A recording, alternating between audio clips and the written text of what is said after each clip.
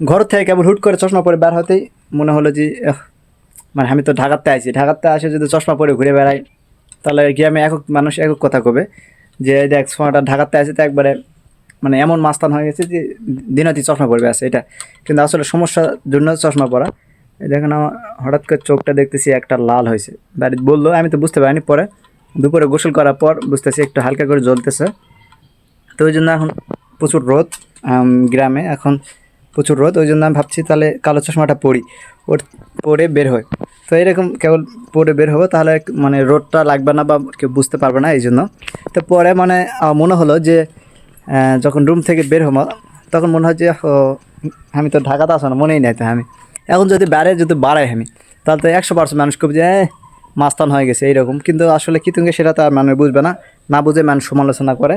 আর ছলপলে যদিও মনে কর যে কোনো দুর্লাম করে বা গালাই তাহলে ছলপলা নাগে না, ওটা মনে কর বাপ মা তুলে গালাই আমাকে আমদ দিয়ে আইসিন মোটামুটি উমুকের বেটা, মনে কর যে এই বাসুদের বেটা, মানে কি যে মাস্তান মনে কর যে ডোন, মনে কর যে বাপের কিচ্ছু নাই, মনে কর যে ভাত আনতে নুন আনতে পোদা ফুরায় আর ওর বেটা যদি মুসান দেখিস ভাব দেখিস মানে এলা কথা কবে বুঝেছেন।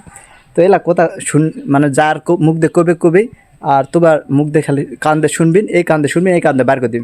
কারোর প্রতিবাদ করার দরকার নাই বা কারোর সাথে ঝামেলা বা ঝগড়াঝাটি করার কিচ্ছু নাই, নিজের পথে চলো, নিজের মতো চলো, এটাই আমি চাই। তো এটাই হচ্ছে মেসেজটা দিবা তুমি আনো বুঝে পেয়েছি। তবে ব্যাগে ভালো থাকো।